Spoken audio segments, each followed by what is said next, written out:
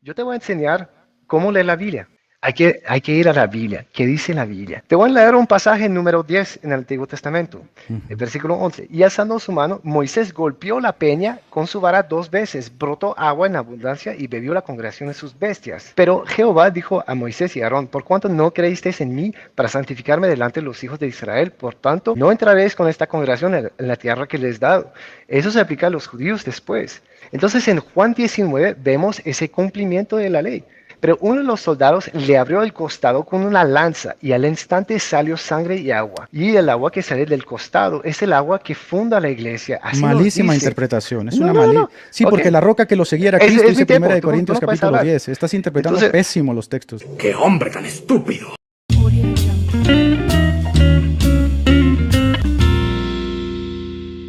Round one.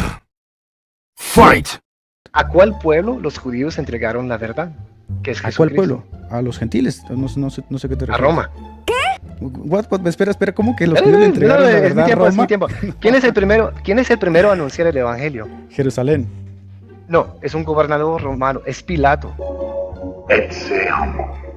¿Quién es el primero a decir tú eres el Dios, el Hijo de Dios viviente después de la crucifixión? ¿Quién es el primero en reconocer a Jesucristo como el Mesías? No, es que Como no Hijo entiendo de tus Dios. preguntas. El centurión que era un Ok, romano ok. en la cruz. Él hizo la misma profesión de fe que es la roca de la iglesia, también es la roca Entonces de la otro papa, profesión de ¿no? fe. Tribuno. Habemus papam.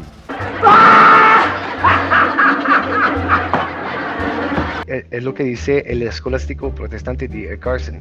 La objeción de que Pedro considera a Jesús la roca es insustancial. Esto suele ser muy común en los apologistas católicos, hacen el famoso cherry picking, es decir, toman partes de ciertos eruditos protestantes, los desconectan totalmente del contexto en el que lo están diciendo y luego lo empujan como tratando de decir, miren, Carson apoya el papado. No, pues para empezar, Carson es protestante, Carson jamás va a apoyar el papado, pero le voy a leer estrictamente lo que dice Carson al referirse al texto de Mateo 16-18. Si le imponemos esa consideración al texto del catolicismo romano, esto tiene problemas exegéticos e históricos insuperables. Ahí está la cita correcta del Dr. Carson. ¡Mamma mía! Round two. Fight! José, en el Antiguo Testamento, es una prefiguración de Jesús, pero también es una prefiguración de Pedro. Luego dijo el faraón a José, yo soy el faraón, pero sin ti nadie alzará su mano ni su pie en toda la tierra de Egipto. Y el faraón puso a José el nombre de Sefnat Spadnea. Le cambié el nombre. Vemos la misma cosa. Hay un rey que pone un gobernador, le da algo, un signo que todo el pueblo tiene que obedecerle, y también le cambia el nombre. Cuando yo escucho la defensa que mi hermano Nicolás está haciendo del papado, yo me doy cuenta que muchas de las cosas que está diciendo están totalmente desfasadas y sacadas de contexto y está imponiéndole sus consideraciones y sus prejuicios al texto. Miren, ¿recuerdan ustedes que al inicio del debate les dije que mi acercamiento al texto era en un sentido histórico crítico y en un sentido histórico gramatical? Esto es para respetar los textos, ¿no? Esto es lo que se conoce como hermenéutica y exégesis, es decir, darle un correcto tratamiento al texto para no hacer decir al texto cosas que no dice.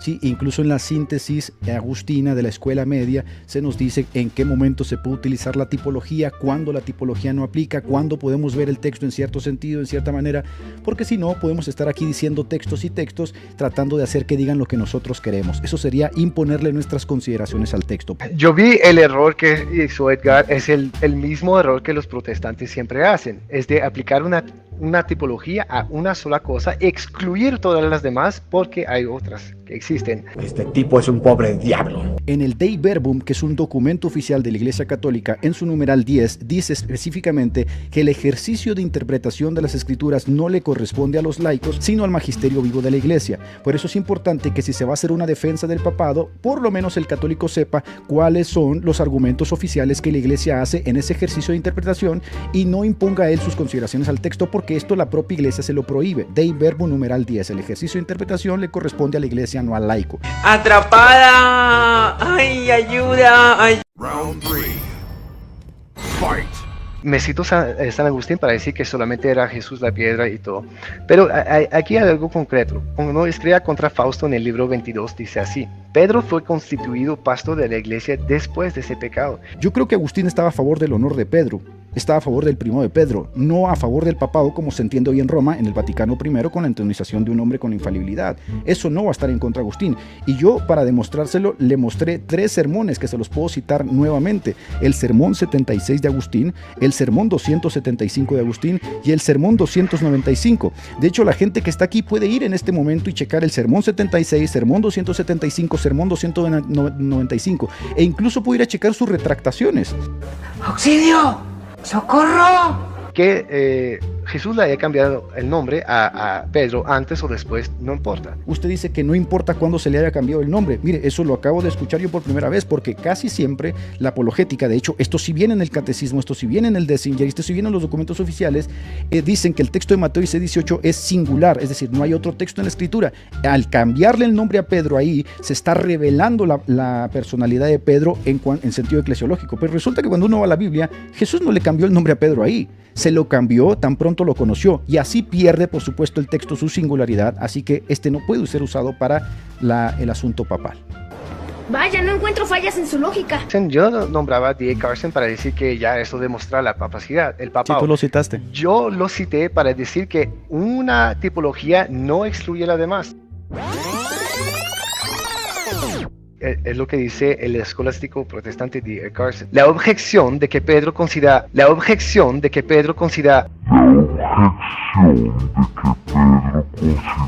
a Jesús la roca es insustancial. ¿Aceptas lo dicho por Agustín, el padre latino, en su sermón 76, cuando dice que la iglesia se edificará sobre Cristo y textualmente dice Claro. no sobre Pedro? ¿Lo aceptas? Si él dice no sobre Pedro, Así textualmente, no sobre Pedro, no sobre ti, sino sobre mí. ¿Lo aceptas?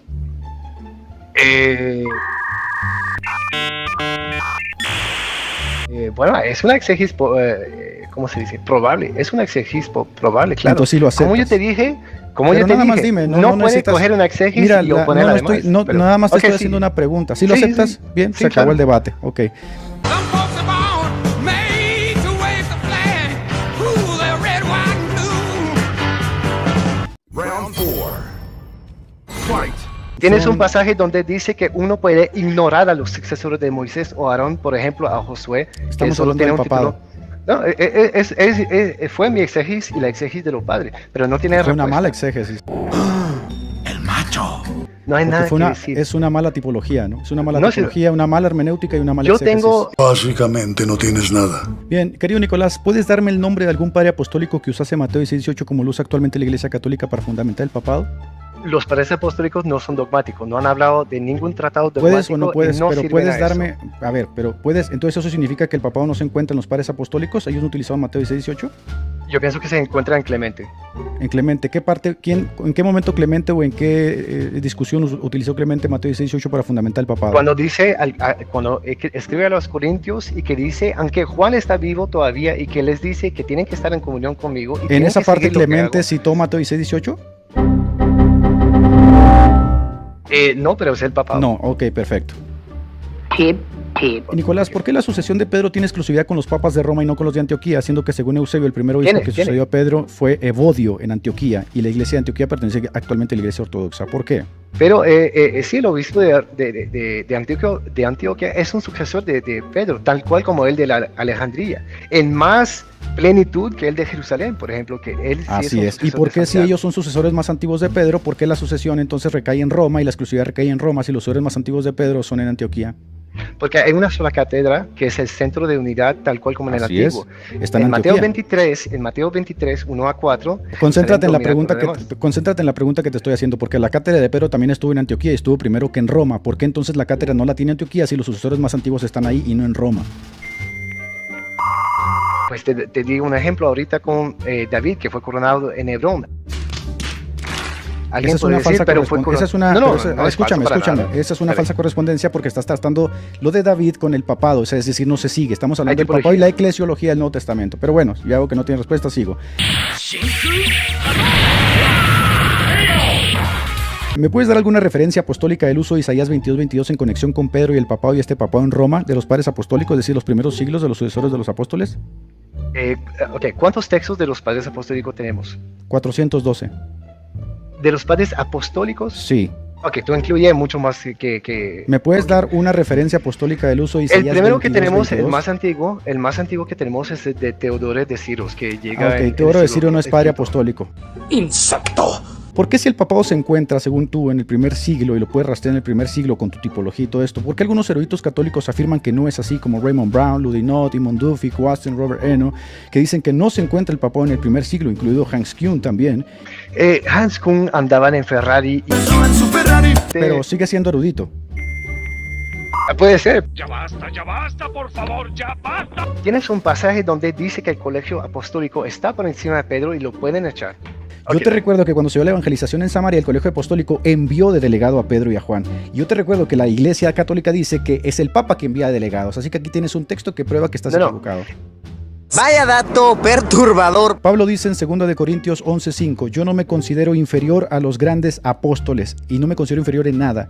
Yo te pregunto, ¿era inferior a Pablo a Pedro en cuanto a jurisdicción? Pablo a Pedro, sí, en cuanto a la jurisdicción, sí. Entonces, ¿está mintiendo Pablo cuando dice que él no se considera inferior en nada a los demás apóstoles?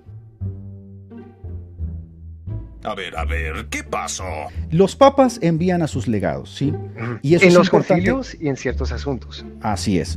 Y eso representa que el papa tiene control y poder sobre los legados. Pero resulta que en el concilio, el Colegio Apostólico de Jerusalén envía a Pedro como legado, cuando debería haber sido Pedro el que envía a sus legados. El Colegio Apostólico envía a Pedro a Samaria en Hechos en el capítulo 8. Yo te pregunto, ¿por qué Pedro es enviado como legado y no Pedro envía legados si supuestamente Pedro es el papa que ejerce jurisdicción sobre los demás? Tengo miedo. Cuando se reúnen en Jerusalén, ellos se dan la mano en señal de compañerismo, reconociendo la jurisdicción de Pablo y la jurisdicción de Pedro. Uno era los judíos y otro los gentiles. ¿Dónde está que Pablo es inferior a Pedro ahí? Oye, Pacheco, seguimos.